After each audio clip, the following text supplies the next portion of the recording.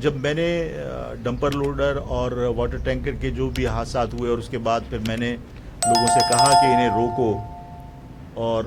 لوگوں نے ان کو روکنے کی کوشش کی، اور حکومت نے اس اقدام کے اوپر مجھے جیل بھیج دیا، اور اس پر جو بھی عوام کا رد عمل تھا وہ فطری تھا۔ اور پھر میں نے شکریہ بھی ادا کیا ان لوگوں کا جو جی ڈی اے کے لوگ تھے، جو سول سوسائٹی کے لوگ تھے، جو پولیٹیکل پارٹیز تھیں، ان سب کا میں نے شکریہ بھی ادا کیا کہ انہوں نے گرفتاری کی مذمت کی، تو ایک ماحول بنا اور لوگوں نے محسوس کیا کہ اس طرح ہم شاید کسی حد تک ڈمپر لوڈر اور واٹر ٹینکر کی جو موومنٹ ہے اس پر دباؤ ڈال کر کنٹرول کر سکتے ہیں۔ ہم ختم نہیں کر پا رہے لیکن کنٹرول کر سکتے ہیں، اور میں سمجھتا ہوں اس میں ہمیں کامیابی بھی ملی۔ میں نے کچھ ویڈیو کلپس بھی دیکھے تھے، اور مجھے لوگوں نے خود پرسنلی آ کے بتایا کہ واٹر ٹینکر کے جو حفاظتی جنگلے ہوتے ہیں وہ باقاعدہ جو فیبریکیشن جہاں ہوتی ہے، فیبریکیٹنگ ورکشاپس ہوتے ہیں، وہاں پر وہ باقاعدہ لگوائے جا رہے ہیں اس دباؤ میں کہ بھئی یہ فٹنس سرٹیفکیٹ اس کے بغیر نہ دیا جائے۔ بہت ساری چیزیں ایسی ہیں کہ جس کے اوپر کام کرنے کی ضرورت ہے،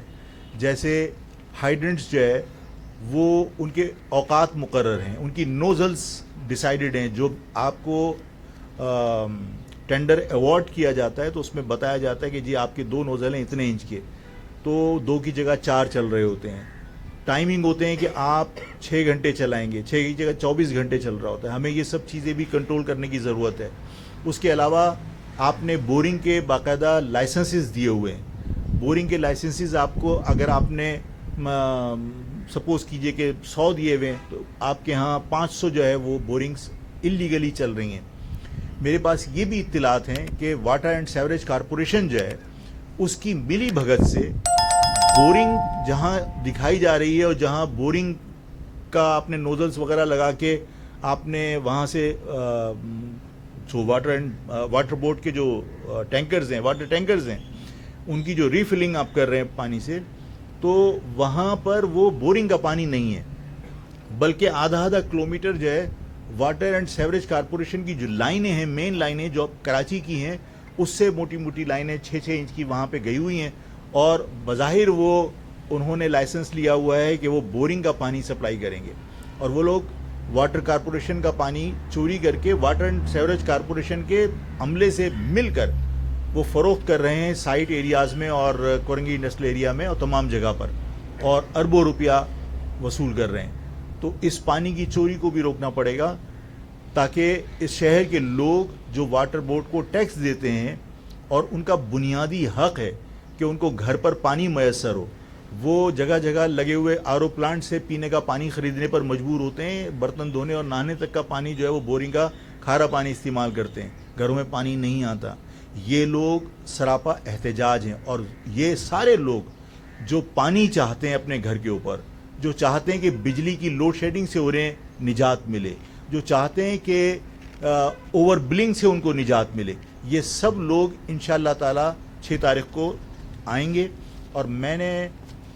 یہ بھی کہنا تھا کہ اس سلسلے میں میں جماعت اسلامی کی جو کوششیں رہی ہیں اس کو بھی قدر کی نگاہ سے دیکھتا ہوں۔ جماعت اسلامی نے بھی جو واٹر ٹینکر اور ڈمپر مافیا کے خلاف اور کے الیکٹرک کے خلاف انہوں نے بھی بات کی ہے۔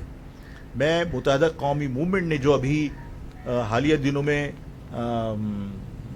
اس مہم کا وہ حصہ بنے ہیں یا جد و جہد کا آغاز کیا ہے انہوں نے واٹر ٹینکرز اور ڈمپر لوڈرز کے خلاف، تو میں ان کی جو کوششیں اس کو بھی قدر کی نگاہ سے دیکھتا ہوں۔ سنی تحریک نے بھی بات کی ہے، جو مرکزی مسلم لیگ ہے انہوں نے بھی کے الیکٹرک کے اوپر مظاہرے کیے ہیں۔ میں تمام سیاسی جماعتوں کو یہ درخواست کرنا چاہتا ہوں کہ جو کراچی کے بنیادی مسائل ہیں انہیں کوئی ایک سیاسی جماعت حل نہیں کر سکتی، اور ہمیں سب کو مشترکہ جد و جہد کرنی پڑے گی۔ میں نے مہاجر قومی موومنٹ نے مہاجر پرچم کو وقتی طور پر اس جد و جہد سے الگ رکھا ہے، اور یہ سفید پرچم جو کسی جماعت کا نہیں ہے، یہ اس کراچی کے لوگوں کی نمائندگی کر رہا ہے، جو چاہے پختون ہوں، چاہے پنجابی ہوں، چاہے سندھی ہوں، چاہے بلوچ ہوں، اور چاہے وہ میری قوم کے لوگ ہوں، مہاجر ہوں، ہم سب اس پرچم کے سائے تلے متحد ہو سکتے ہیں۔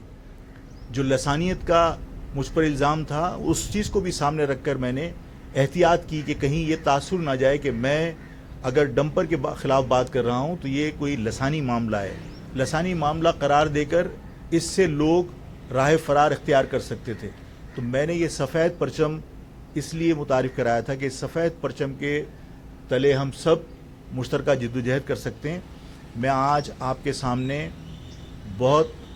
ادب سے اور عاجزانہ طور پر درخواست کرتا ہوں متحدہ قومی موومنٹ سے بھی، جماعت اسلامی سے بھی، سنی تحریک سے بھی، تحریک انصاف سے بھی، اس شہر میں انہوں نے بھی کراچی کے ایشوز کے اوپر بڑی مؤثر آواز بن کر اپنے آپ کو متعارف کروایا ہے، اور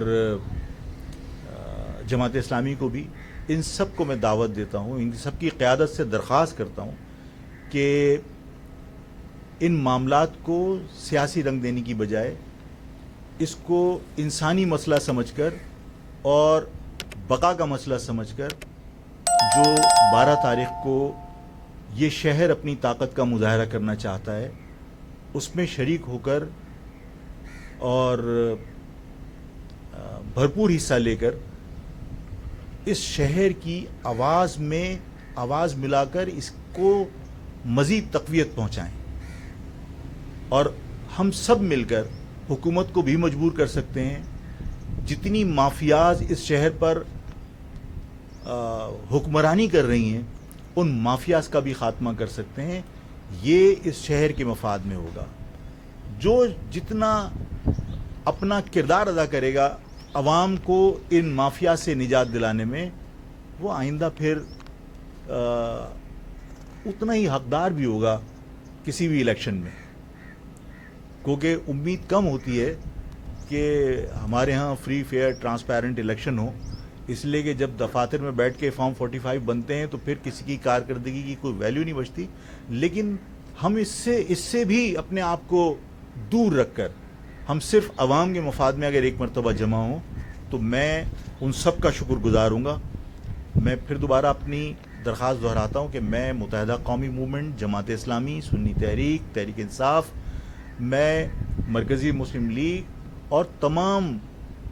وکلا تنظیموں کو، تمام انسانی حقوق کی ایکٹیوسٹ کو، تمام تنظیموں کو اور سول سوسائٹی کو، سب کو میں دعوت دیتا ہوں، درخواست کرتا ہوں کہ اس پروگرام میں تاجروں کو بھی اور جو ہمارے مارکیٹیں ہیں کہ یہ اس کو سیاسی مسئلہ بنانے کی بجائے کراچی کے ان مسائل کو انسانی مسئلہ سمجھ کر سب اس میں پارٹیسپیٹ کریں۔ میں سب کو ویلکم کروں گا، سب کا میں ہمیشہ ممنون رہوں گا۔ کل بھی اس شہر میں اسٹریٹ کرائم کے اندر، یعنی آپ ویڈیو کلپ دیکھیں تو ہر ویڈیو کلپ جو ہے وہ دل کو بے قابو کر دیتی ہے کہ یہاں کھلے عام ایک باپ کو اسٹریٹ کرائم کے اندر ڈکیت جو ہے وہ گولی مار رہے ہیں، اور اس کا چھوٹا معصوم بچہ پتھر اٹھا کر پتھر سے اس ڈکیت کو مار کے اپنے باپ کو بچانے کی کوشش کر رہا ہے۔ وہ بے بسی کے عالم میں جو کر سکتا تھا اس معصوم بچے نے کیا، لیکن کسی گورنمنٹ کو ان معاملات کو روکنے میں کبھی کوئی دلچسپی مجھے نظر نہیں آئی۔ میں ایک بار نہیں متعدد بار کہہ چکا ہوں، اور میں آج بھی کہتا ہوں، یہ نہیں کہ الطاف ہمارا کارکن بھی کسی حکومت کو اور حکومتی ایجنسیوں کو وانٹڈ ہوگا تو وہ زمین کھود کے نکال لیتے ہیں، لیکن اس شہر کے اندر مستقل اسٹریٹ کرائم ہو رہے ہیں لیکن کوئی گرفتاری نہیں عمل میں آتی۔ یہ میسیج دیا جاتا ہے کہ اس شہر کے لوگ انسان تصور نہیں کیے جاتے۔ میں اب آپ کو، یعنی لوگوں کے ذہن میں یہ بھی ظاہر سوال ہوگا اور لوگ چاہتے ہوں گے کہ عوام چاہتی ہوگی کہ انہیں پتہ ہو کہ 12 تاریخ کو کب اور کہاں سے کون نکلے گا اور ہمیں کہاں پہنچنا ہے۔ تو شاہد فراز صاحب کا ہم نے طے کیا کہ یہ ملیر سے سفید پرچم کے ساتھ وہاں سے لوگوں کے ساتھ نکلیں گے. شوکت اللہ فاروقی صاحب لائنز ایریا سے نکلیں گے. فیصل بھائی ڈی ایچ اے سے نکلیں گے. تنویر قریشی بھائی لانڈی نمبر 6 سے نکلیں گے. ڈاکٹر نگہت جو ہے وہ لانڈی 2 سے نکلیں گی. لانڈی کا ایریا بہت بڑا ہے تو 2 حصوں میں اس کو ڈیوائڈ کیا. عارف اعظم صاحب کورنگی سے نکلیں گے. نور محمد بلوچ صاحب زمان ٹاؤن سے نکلیں گے. جاوید چھتاری صاحب نارتھ ناظم آباد سے نکلیں گے. سر صادق صاحب لیاقت آباد سے نکلیں گے. نوید صاحب فیڈرل ایریا سے نکلیں گے. خرم انجینئر شاہ فیصل سے, اور